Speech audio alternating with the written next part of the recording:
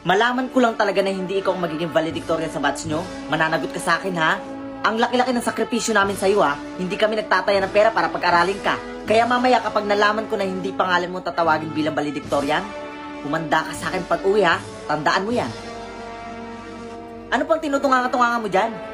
Bilisan mo na kumilos. Malilit na tayo sa graduation ninyo. Kikilos na po.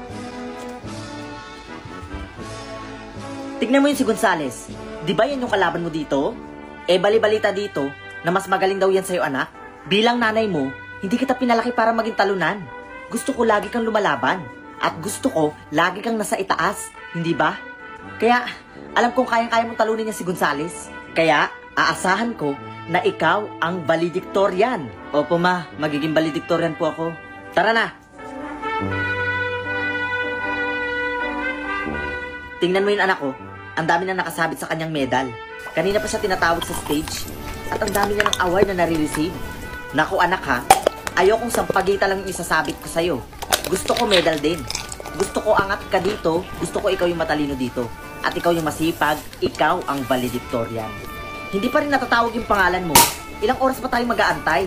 Marvin Nashete Abisado, valedictorian. Ayan! Ikaw nga ang valedictorian, anak! Sana ma, naging masaya ka.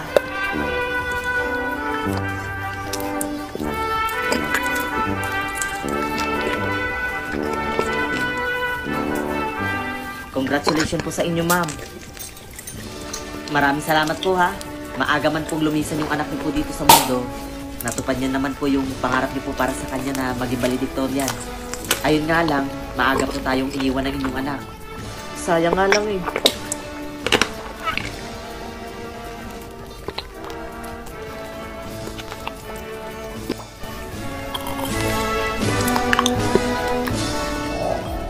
Humanda ka sa akin kapag hindi ka naging valedictorian, ha? Talagang malilintikan ka sa akin, ha?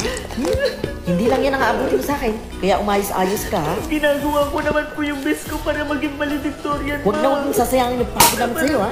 Ayaw na ayaw kong ipahiya mo yung pamilya natin. Kaya ayusin mo, ha? Opo, ginagawa ko naman po lahat ng best ko Siguraduhin mo lang. Hindi malilintikan ka talaga sa akin. Narinig mo ba yung sinasabi ko? Ha? Narinig mo ba?